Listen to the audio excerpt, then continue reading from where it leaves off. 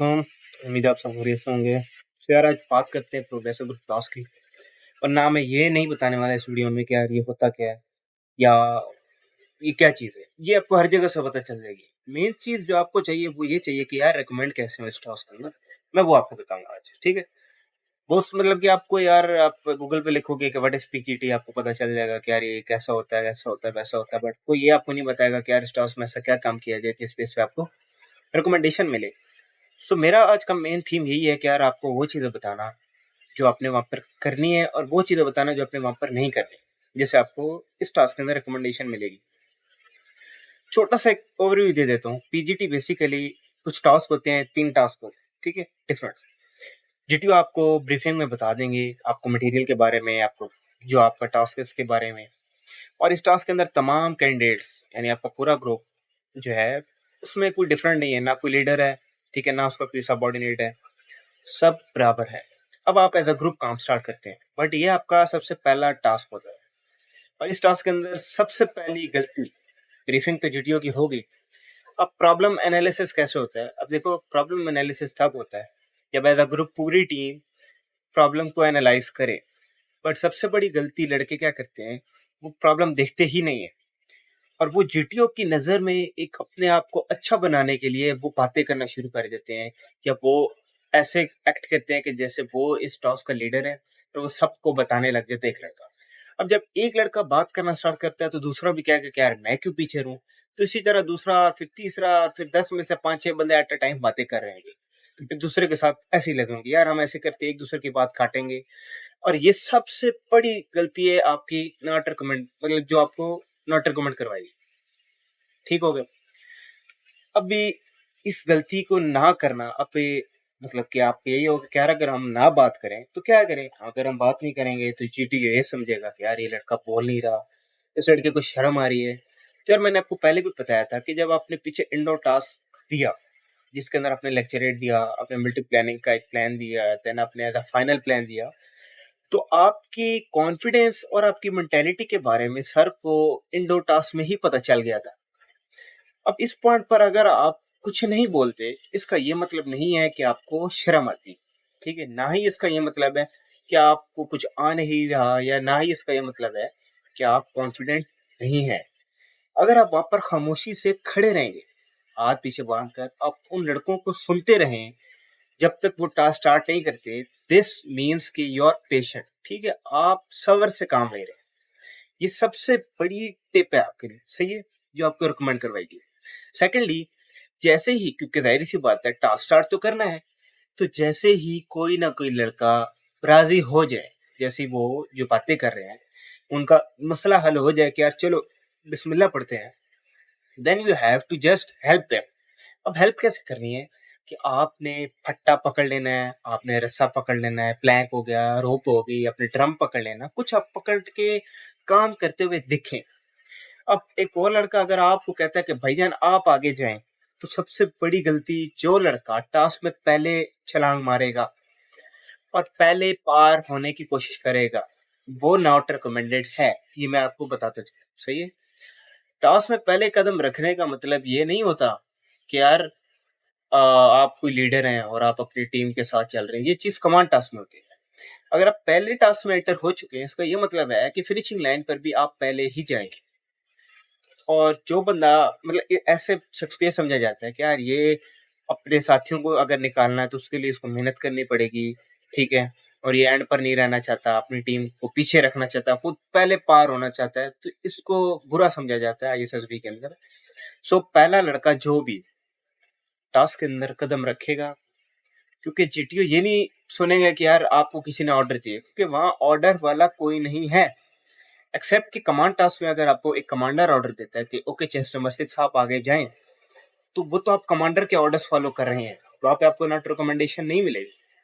But यहाँ पर आप सब बराबर हो। अब अगर आपको यहाँ पे 10 में से 9 लड़के भी कहते हैं कि भैया आप आगे जाओ, तो भाई उनको ये हक नहीं है कि वो आपको कोई ऑर्डर दें।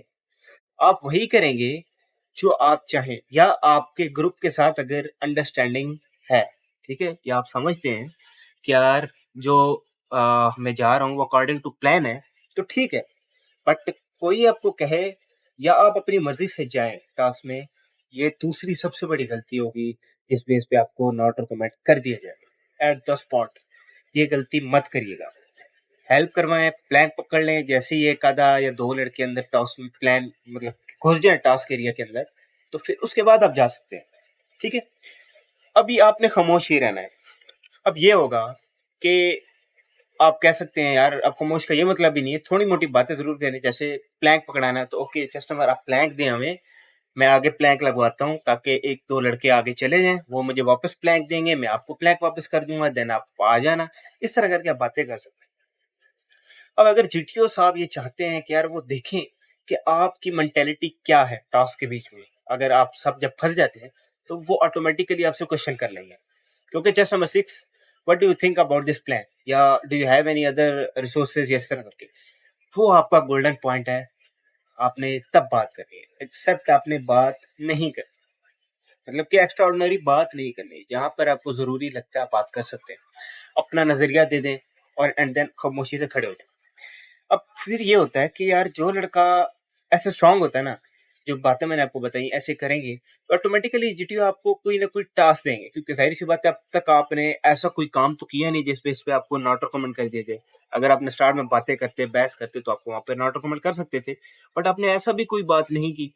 ठीक है, तो सर को सस्पेंस आएगा, सर कहेंगे यार इसको मैंने चेक तो करना है कि यार इसको मैं रिकमेंड करूं या नॉट करूं, उसके लिए वो आपको स्पेशल टास्क देंगे।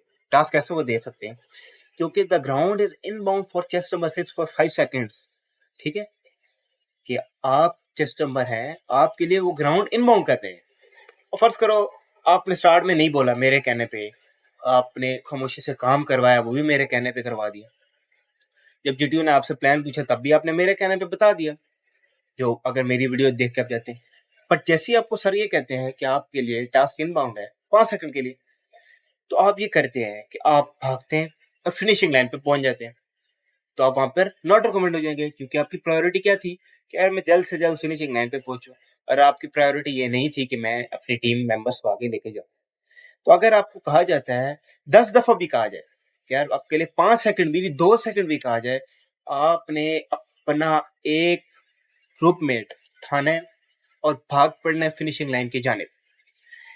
अगर आपको ये भी कहा जाए कि यार आपके लिए ग्राउंड इन बाउंड है 5 सेकंड के लिए, वो भी एक टांग पर, अब आपको पता है यार एक टांग पर मैं एक बंदा उठाकर नहीं जा सकता, बेशक आपको 10 दफा कहा जाए, 10 दफा बंदा उठाओ, बेशक गिर जाओ, टाइम पूरा करो, बट आपकी प्रायोरिटी सिर्फ आपकी टीम होनी चाहिए एंड नथिंग।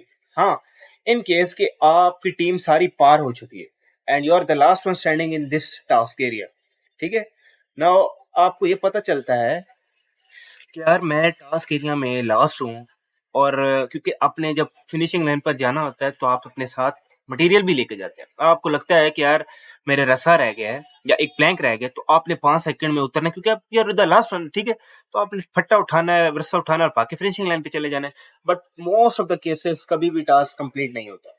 ना आपको क्लॉक लाओगे, घड़ी, स्मार्ट ये आपको वॉचेस अलाउ नहीं है, रिस्ट बैंड। ठीक है, क्यों? क्योंकि आपको वहां पर कहा जाता है कि यार आपको 40 मिनट दिए जा रहे हैं, बट टास्क आपका 10 मिनट में खत्म हो जाता है। क्यों? क्योंकि 10 सेकंड के अंदर अंदर जीटीओ ने जिसको रिकमेंड या नॉट रिकमेंड करना उस टास्क के अंदर, वो उनकी हरकतों, आपकी बिहेवियर, आपकी स्ट्रेटेजीज के हिसाब से आपको कर दिया जाता है।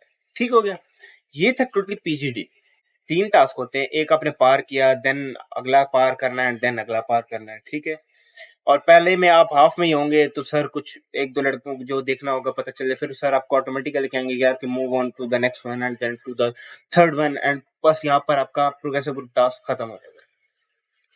सो ट्रिक्स याद रख लो, मैं फिर से रिपीट कर देता हूँ आपकी फाइनल ट्रिक्स। ठीक है, और आपकी फाइनल कुछ ट्रिक्स ये हैं कि जैसे ही आप टास्क एरिया में आए, ठीक है, जीटीओ को मत देखें, पहली बात। दूसरी, खामोशी से खड़े रहें अगर सब बातें कर रहे हैं। तीसरी, जैसे ही कोई राजी हो जाए काम के, ओके चलो स्टार्ट करते हैं, जस्ट हेल्प देम, प्लैंक को हाथ लगाएं, ड्रम उठाएं।